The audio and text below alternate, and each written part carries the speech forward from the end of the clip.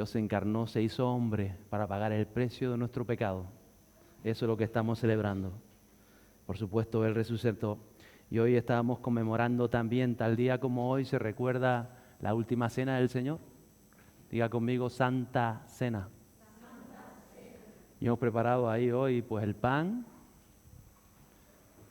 el vino o el fruto de la vid. Estamos recordando todo lo que el Señor vino a hacer por nosotros. 1 de abril, comenzamos un mes diferente. Recuerdo que yo el año pasado estábamos todos confinados en casa, ¿verdad? ¿Quién se acuerda de eso?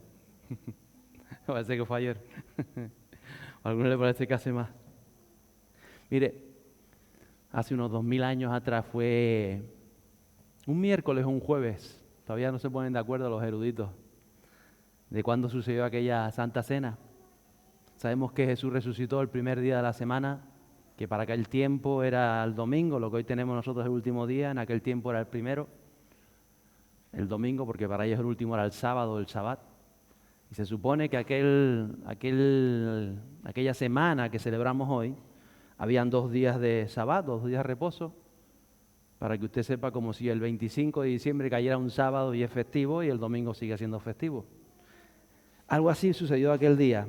Lo importante es lo que aconteció y que celebramos hoy, la cena del Cordero, que ellos llamaban el Cordero de la Pascua. En hebreo la palabra Pascua es Peshat. Y la palabra Peshat es pasar por encima o saltar. Y recordaba la liberación de Egipto para el pueblo de Dios. Y no solamente la liberación, sino también el juicio sobre los primogénitos, sobre aquellos que no obedecieron, que no creyeron que Dios tuviera ese poder, o el poder de emitir juicio. La cena del Cordero en Egipto, la cena de Jesús con los apóstoles, la cena del Cordero, dice el libro de Apocalipsis, cuando Él regrese.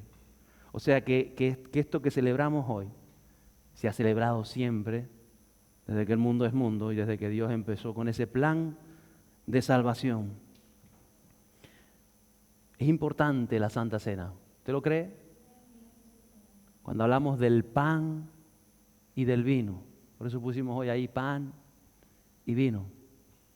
Qué importante es entenderlo, visualizarlo y, como digo yo muchas veces, tener esa conciencia espiritual de lo que estamos haciendo.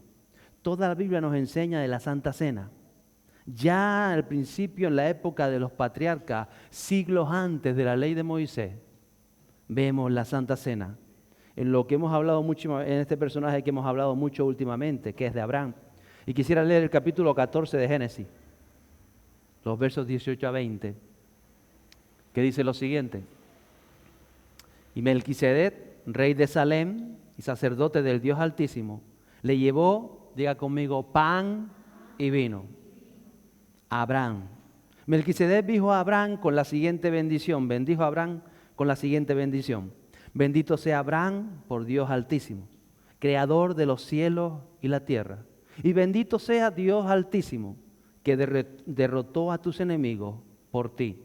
Luego Abraham dio a Melquisedec una 10ª parte de todos los bienes que había recuperado. Vuelva a decir conmigo, pan y vino. Y estamos hablando de esa Santa Cena en aquel tiempo. Una comunión con Melquisedec que representa al mismo Cristo en aquel época patriarcal. Decía que después de que Abraham con 318 hombres venciera a un ejército de 4 reyes que habían asolado toda aquella región, y él se levanta a rescatar a Lot y a la familia de Lot.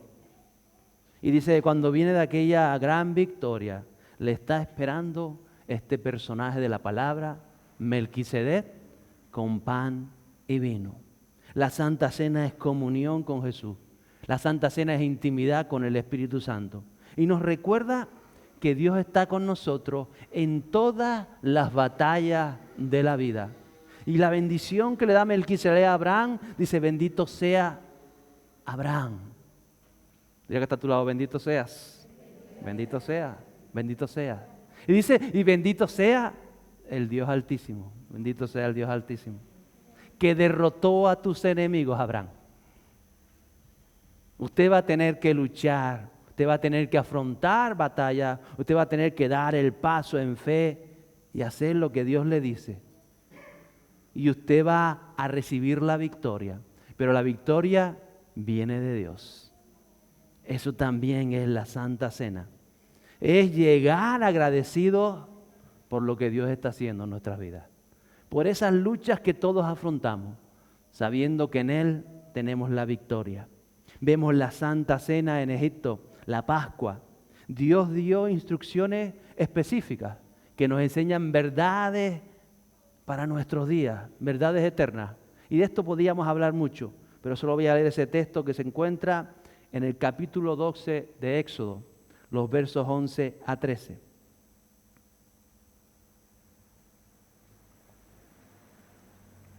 Dice, estas son las instrucciones para cuando coman esa comida. Estén totalmente vestidos. Lleven puestas las sandalias y tengan su bastón en la mano. Coman deprisa, porque es la Pascua del Señor.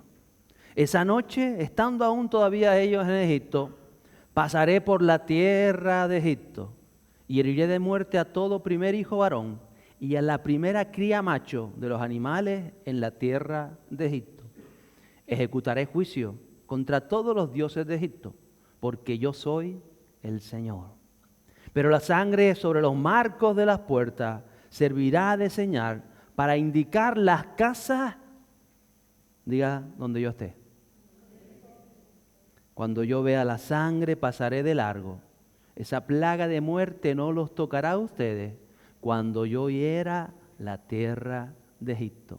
Y nos habla y nos recuerda la cena del Cordero, la Santa Cena, la cena de Pascua, de que tenemos que estar preparados en todo momento para el regreso de nuestro Señor.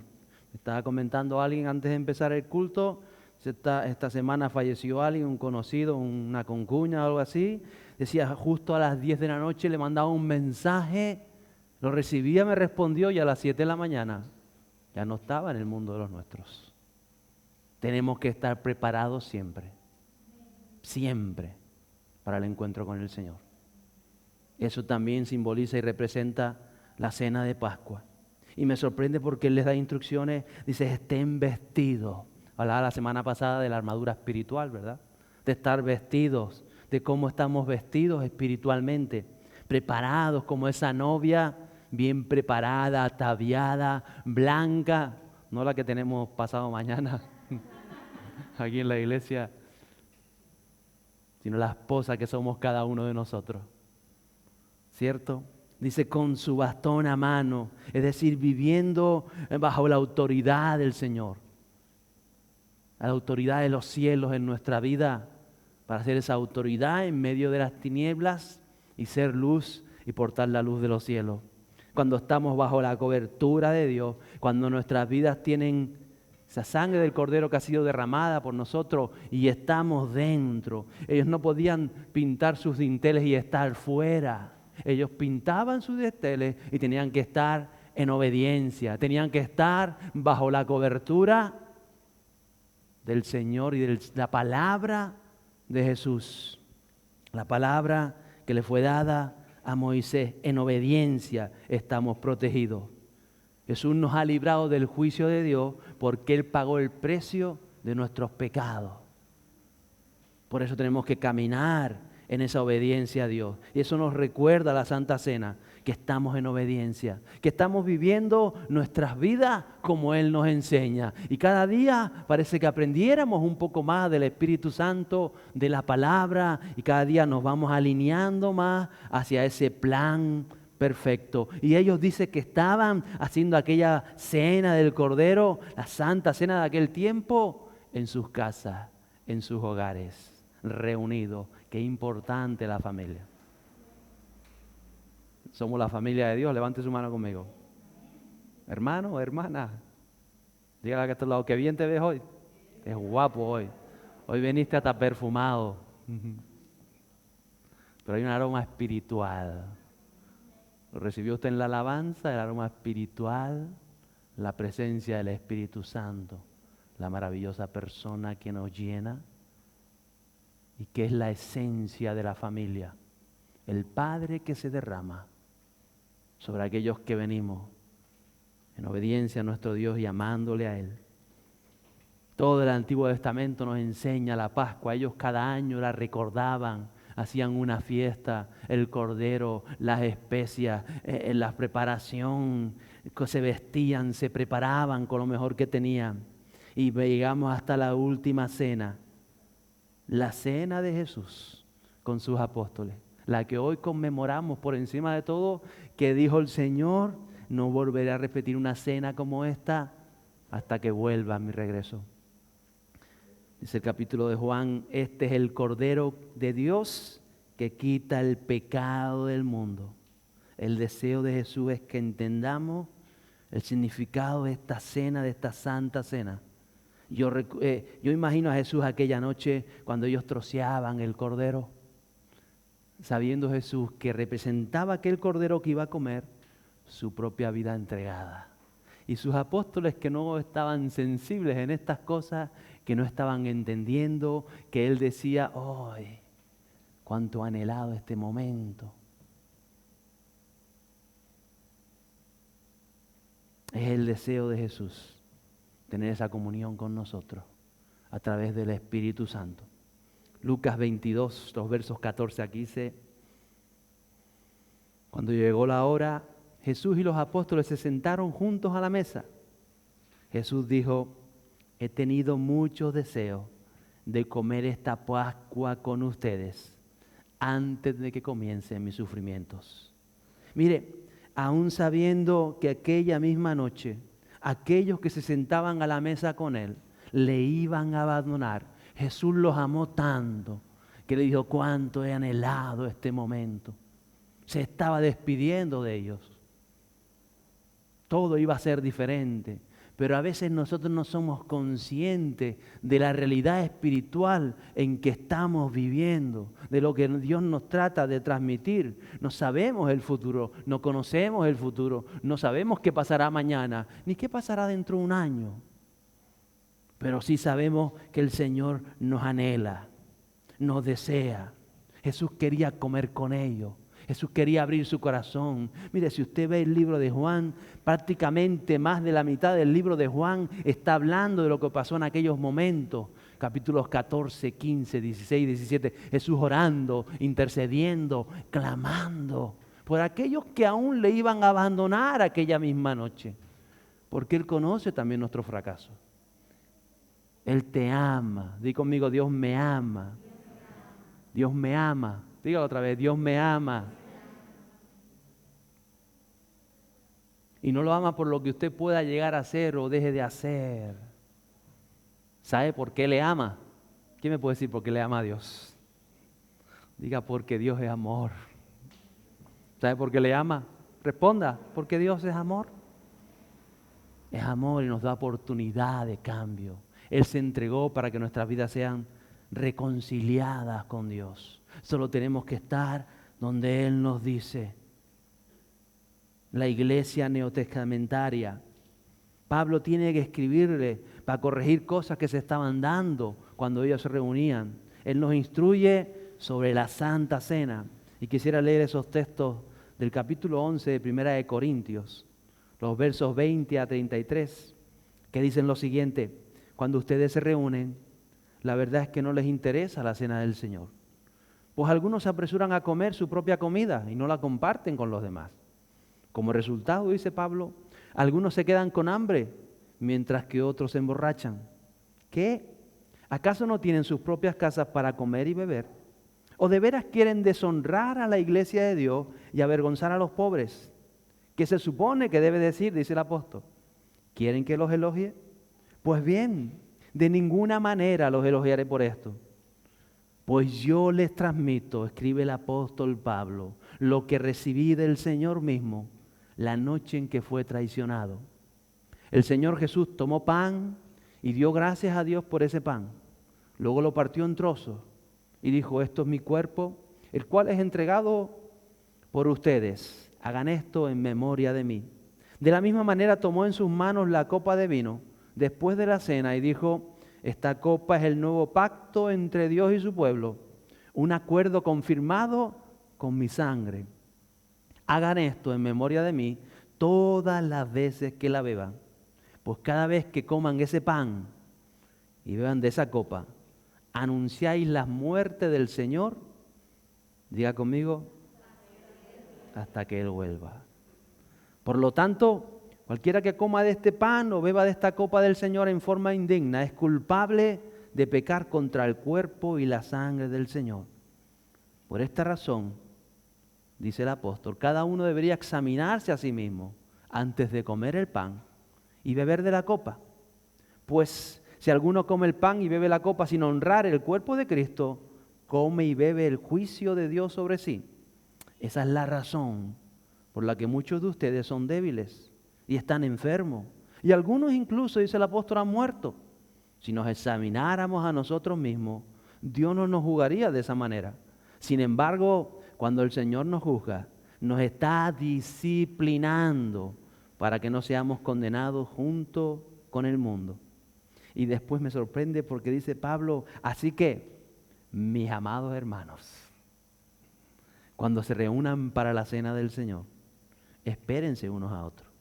Si de veras tienen hambre, que cada uno coma en su casa, a fin de no traer juicio sobre ustedes mismos.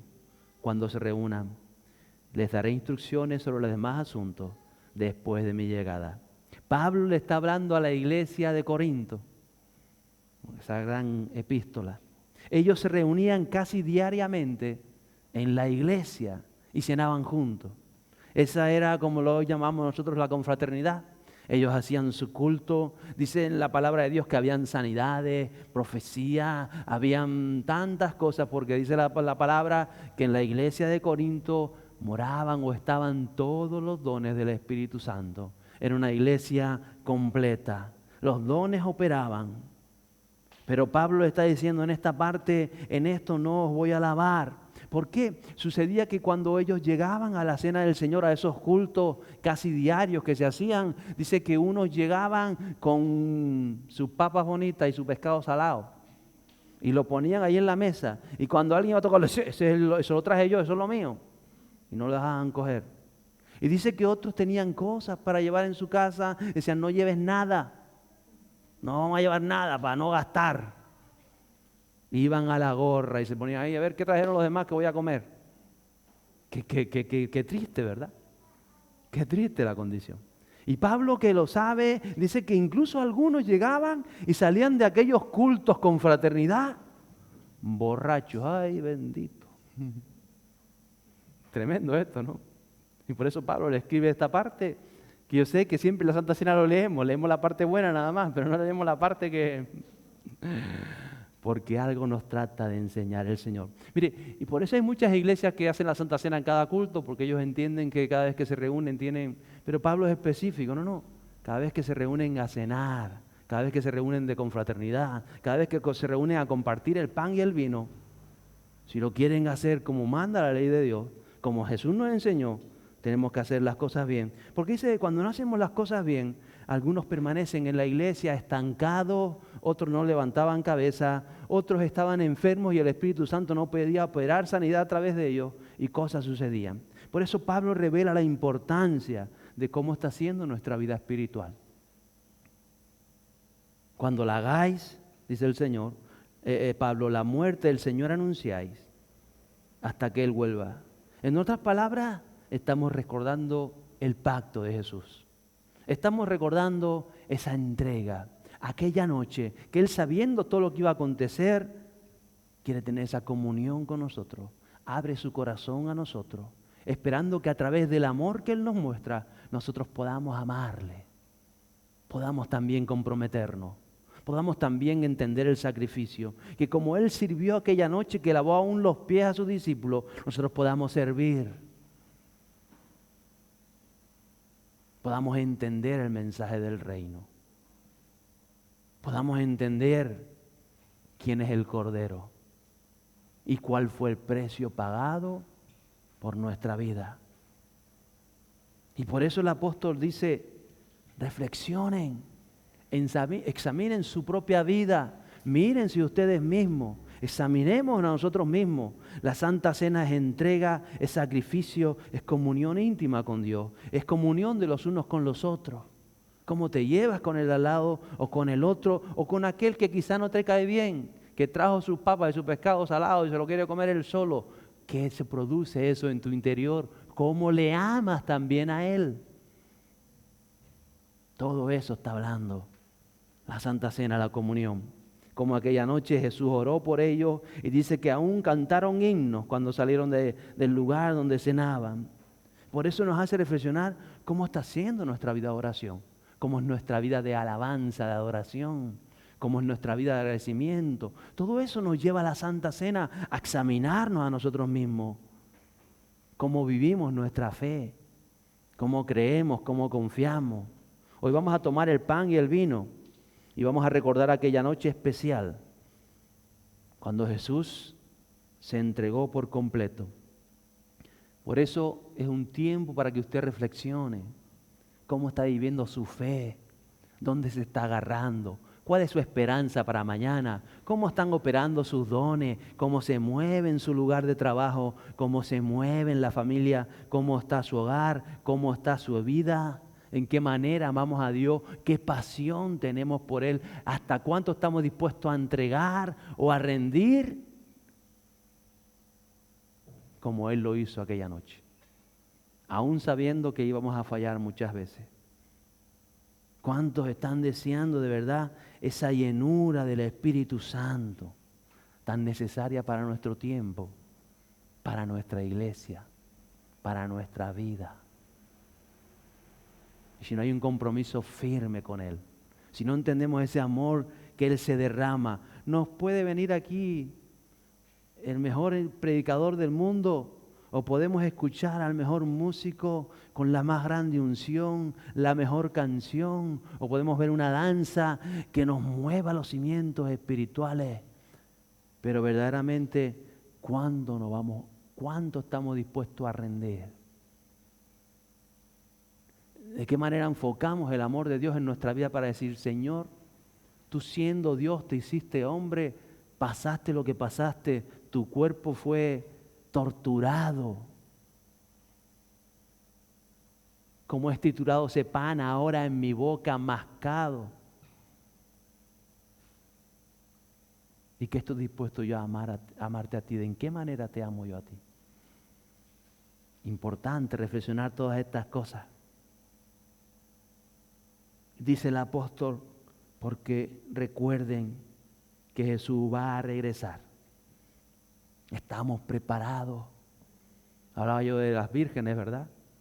10 vírgenes, 10 creyentes. ¿Qué clase de creyentes seremos las 5 vírgenes que buscaban del Espíritu Santo, que anhelaban la unción, que se movían para que no les faltara ese aceite en sus lámparas, que querían más, que deseaban más, que buscaban más, que cachaban en su palabra, que de alguna manera estaban pendientes, estaban velantes, porque el tiempo era oscuro, el tiempo era duro, pero ellas habían perseverado. En sus lámparas había aceite. Y estaban las otros 5 creyentes, 5 vírgenes que estaban preparadas, que sabían que Dios venía, pero no operaba la unción en ellas. Se habían quedado sin aceite. Todo esto tenemos que reflexionarlo en ese pan y en ese vino que vamos a beber hoy. Cómo en nuestra vida de fe. Por eso es importante que la revelación espiritual de Dios venga a nosotros, que entendamos las cosas que hacemos, las cosas que hablamos. Cantábamos profetizar, ¿verdad? Proclamar, ¿qué es lo que dice tu boca? ¿Qué es lo que habla tu boca? ¿Hablas de luz? ¿Hablas de problemas? ¿Hablas de desgracia? ¿Hablas de esperanza? Hablas de ánimo, hablas de pasión, hablas de Cristo, hablas de avivamiento, de despertar, de anhelar, de clamar, de visión. ¿De qué habla nuestra boca? ¿Cuál es el ritmo de nuestro corazón? ¿Cuál es el anhelo de cada uno de nosotros? Qué importante hoy esa revelación que venga a nosotros, porque tenemos la oportunidad en Cristo. Ese palpitar que hablaba la canción de la danza, ¿verdad? ¿Cómo que suena en nuestro hombre, en nuestra mujer espiritual? ¿Qué suena? ¿Cuál es la palabra que más se repite? ¿Será te anhelo, Señor? ¿Será me entrego, Señor? ¿Será avivamiento, despertar? Porque necesitamos un avivamiento personal en nuestras vidas. ¿O no se ha dado cuenta? Personal, íntimo. Y Jesús quiere volcarse. Jesús aquí anoche quería volcarse, sabiendo que ellos se iban a correr de aquel Getsemaní, uno para cada lado. Él sabía que había una promesa de Dios sobre su vida. Y nos da oportunidad para tomar el control y rendirlo a Él. Por eso examinemos nuestras vidas. Examinemos nuestras vidas para entender qué fe estamos viviendo. Yo quisiera que las mujeres que están preparadas para partir el pan, que tomen el pan y el vino. Y que usted, mientras ponen una música de fondo, medite en esta palabra. Como en aquel tiempo todos están invitados a la cena del Señor, excepto los niños. Porque los niños en aquel tiempo no bebían vino, como en nuestros tiempos. Medita, vayan repartiendo el pan y el vino, y medita cómo está siendo tu vida espiritual. Y lo que estamos celebrando esta noche. Él se entregó. Él dejó la gloria de los cielos. Él dejó su poder espiritual para entregar su cuerpo y derramar su sangre por ti y por mí.